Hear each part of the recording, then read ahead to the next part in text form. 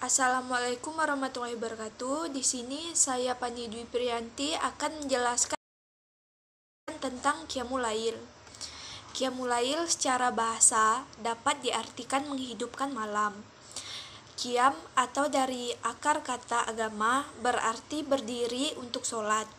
Karena asal pelaksanaan sholat adalah dengan berdiri, sementara lail bermakna waktu malam. Qiyamul Lail sendiri juga disebut dengan sholat tahajud dan sholat malam. Kata Qiyamul Lail diambil dari surah Al-Muzmil ayat pertama dan pada surah Al-Furqan ayat 25. Para ulama berpendapat bahwa Qiyamul Lail adalah untuk menunjukkan dua sholat tahajud, yaitu sholat witir dan sholat tahajud. Sebagaimana disebutkan dalam sebuah hadis, apabila fajar telah terbit, habislah waktu bagi sholat lail atau Qiyamul Lail dan sholat witir, maka berwitirlah sebelum terbit fajar. Hadis riwayat Tirmizi. Karena itu tidak dinilai Qiyamul Lail jika hanya dibangun malam dan tidak melaksanakan sholat tahajud atau sholat witir. Juga baca Al-Quran dan zikir, baca buku atau melaksanakan sholat fardu atau sholat sunnah lain selain tahajud dan witir tidak dinilai Qiyamul Lail. Tentu walaupun melakukan zikir dan beribadah di waktu malam, khususnya di sepertiga malam terakhir, adalah sangat utama. Seperti disebutkan dalam sebuah hadis, saat terdekat Allah dengan hambanya adalah waktu penghujung malam terakhir, sepertiga malam terakhir. Jika engkau menjadi termasuk orang yang berzikir kepada Allah di waktu itu, maka lakukanlah. Hadis riwayat Tirmizi dan An-Nasa'i. Sholat duha. Sebagaimana kita tahu, pelaksanaan sholat duha adalah setelah matahari terbit hingga sebelum sholat zuhur. Sholat duha bisa dilaksanakan paling sedikit 2 rakaat, namun juga bisa dilaksanakan sebanyak 4 rakaat, 6 rakaat, hingga 8 rakaat. Seperti sholat wajib pada umumnya, tata cara sholat duha dimulai dengan niat, takbiratul ihram, membaca surat ruku, iktidal, sujud, hingga tasyahud akhir. Meski begitu, terdapat bacaan yang khusus yang perlu dilafalkan saat mengerjakan sholat duha. Adapun tata cara sholat duha adalah sebagai berikut. Yang pertama, niat sholat duha. Usolli sunatan duha rakaataini lillahi ta'ala, yang artinya aku niat sholat duha 2 rakaat karena Allah Ta'ala. Yang kedua, takbiratul ihram. Yang ketiga, membaca doa iftitah atau sunnah. Yang keempat, membaca surah Al-Fatihah. Yang kelima, membaca surah Wasyamsi Wadduha. Yang keenam, ruku dengan tumaninah. Yang ketujuh, iktidal dengan tumaninah. Yang ke-8, sujud dengan tumaninah. Yang ke-9, duduk di antara 2 sujud. Yang ke-10, sujud kedua dengan tumaninah. Yang ke-11, berdiri lagi untuk menaikkan rakaat kedua. Yang ke-12, membaca surah Al-Fatihah. Yang ke-13, membaca surah Qul ya ayyuhal kafirun. Yang ke-14, ruku dengan tumaninah. Yang ke-15, iktidal lagi. Yang ke-16, sujud dengan tumaninah. Yang ke-17, duduk di antara 2 sujud dengan tumaninah. 18, sujud kedua dengan tumaninah. 19, tasyahud akhir. Yang ke-20, salam. Yang ke-21, membaca doa sholat duha. Sebagai umat muslim, kita dianjurkan untuk menunaikan sholat gerhana matahari berdasarkan dalil riwayat Nabi Muhammad SAW. Pada dalil tersebut, Rasulullah bersabda, sesungguhnya matahari dan bulan adalah salah satu tanda-tanda kebesaran Allah. Keduanya tidak menjadi gerhana karena kematian seseorang atau kelahiran. Apabila kalian mendapati gerhana, maka berdoalah kepada Allah, bertakbir, sholat, dan bersedekah. Sholat gerhana matahari biasanya dilakukan secara berjamaah di masjid. Tata caranya mengucapkan niat di dalam hati saat takbiratul ihram sebagai imam ataupun makmum. Mengucap takbir ketika takbiratul ihram sambil mengucapkan niat di dalam hati. Membaca tawawud surah Al-Fatihah dan membaca surah pendek di dalam Al-Quran. Ruku, iktidal, dan membaca doa bacaan iktidal. Membaca tawawud surah Al-Fatihah dan surat pendek. Melakukan ruku kedua, iktidal, dan membaca doa bacaan iktidal kedua. Sujud pertama, duduk di antara dua sujud. Melakukan sujud kedua, duduk istirahat sebelum melaksanakan rakaat kedua. Bangkit dari duduk dan melaksanakan rakaat kedua dengan gerakan yang mirip dengan rakaat pertama. Durasinya lebih pendek dibandingkan rakaat pertama. Lakukan duduk tasyahud akhir setelah duduk kali sujud pada rakaat kedua. Salam, membaca istighfar dan doa. Sholat jenazah adalah sholat fardu kifayah yang dilaksanakan saat ada umat muslim yang meninggal dunia. Tujuannya untuk mendapatkan mayat agar Allah berkenan mengampuni dan merahmatinya. Saat melakukan sholat jenazah harus berada di hadapan kita. Lalu sholat dilakukan dengan 4 takbir, serta diselingi doa dan sholawat. Para ulama sepakat bahwa hukum sholat jenazah termasuk fardu kifayah, kewajiban yang dikenakan bagi seluruh umat Islam secara korelatif atau bukan kewajiban perseorangan. Jika kewajiban itu telah dilaksanakan oleh sekelompok atau sebagian orang, maka kewajiban itu gugur bagi lainnya. Sebaliknya, jika tidak ada umat muslim yang melakukan sholat jenazah, maka seluruh umat muslim akan mendapatkan dosa.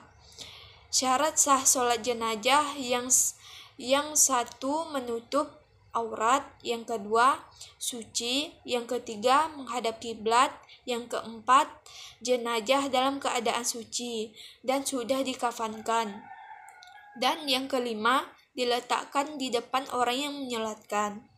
Syekh Muhammad Nawawi Al-Batni dalam kitabnya Taushih ala Ibni Qasim menjelaskan, sholat jenazah punya beberapa rukun yang perlu diketahui.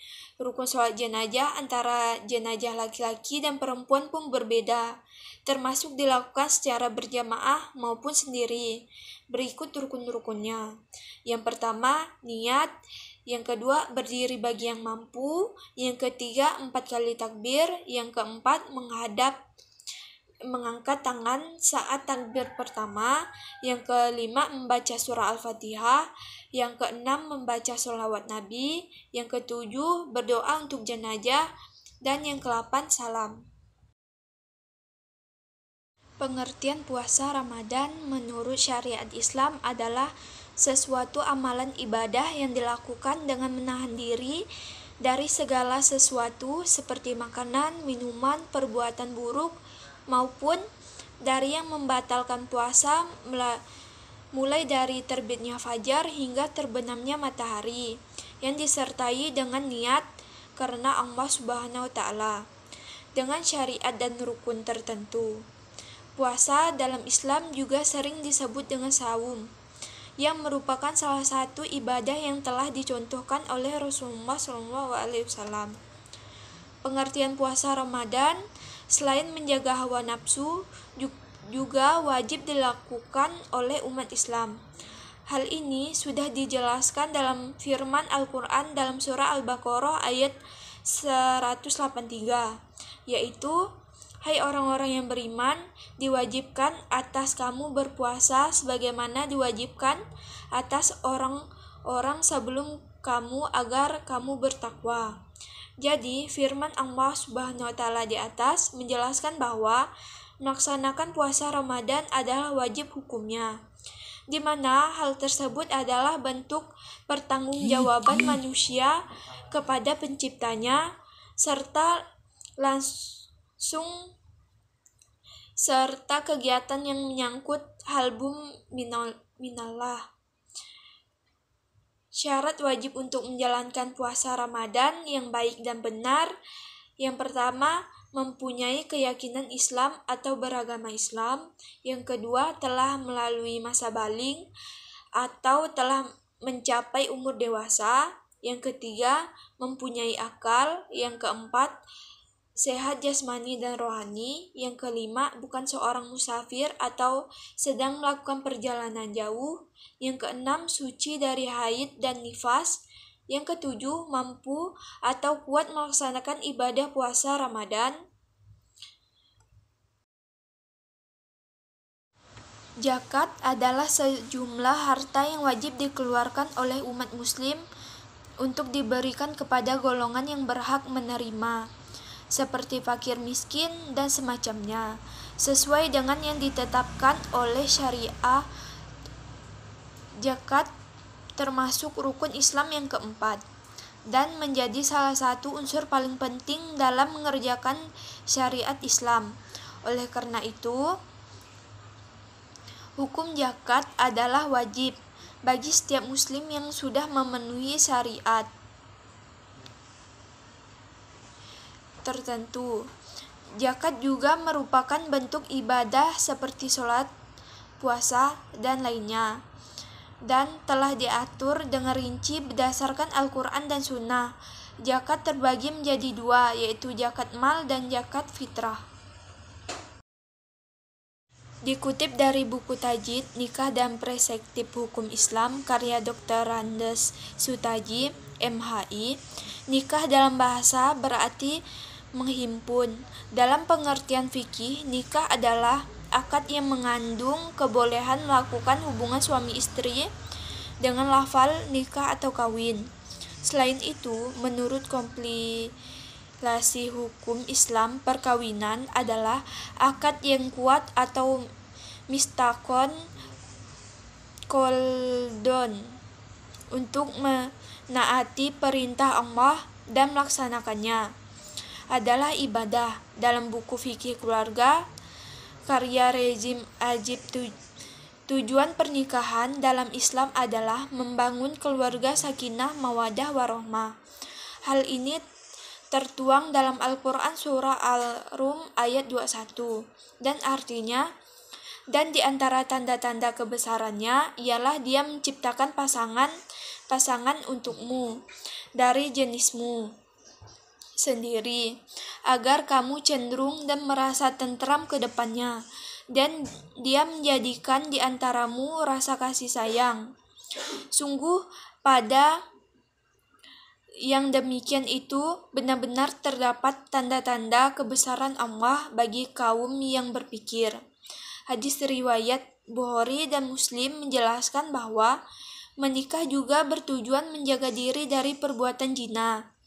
Hal ini juga yang menjadi dasar hukum pernikahan dalam Islam. Rasulullah SAW bersabda, "Wahai para pemuda, barang siapa dari kamu telah mampu memikul tanggung jawab keluarga, hendaknya segera menikah.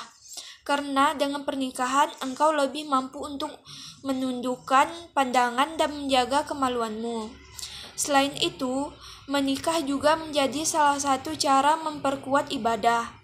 Hal ini sesuai dengan hadis tentang pernikahan yang diriwayatkan oleh Baqi. Rasulullah SAW bersabda, "Apabila seseorang hamba menikah, maka telah sempurna separuh agamanya. Maka takutlah kepada Allah Subhanahu wa taala untuk separuh sisanya." Tujuan menikah yang lain yakni untuk memperoleh keturunan. Dalam hadis riwayat Ahmad, Ibnu Hibban dan Tabrani. Rasulullah SAW bersabda, "Nikahilah wanita-wanita yang bersifat penyayang dan subur atau banyak anak, karena aku akan berbangga-bangga dengan jumlah kalian di hadapan umat-umat lainnya kelak pada hari kiamat." Syarat pernikahan dalam Islam. Pernikahan dalam Islam terjadi bila mana syarat-syarat di bawah ini bisa terpenuhi. Yang pertama, wanita yang akan dinikahi adalah halal baginya dan bukan haram untuk sementara maupun selamanya. Akad harus dihadiri oleh minimal 2 orang saksi, di mana mereka harus balik dan berakal dan mendengar ucapan ijab kabul secara jelas. Adanya wali yang memiliki kekuasaan untuk menikahkan seseorang perempuan di bawah perwaliannya. Calon suami harus laki-laki, beragama Islam maupun fisik dan psikologis, dan memiliki kerelaan diri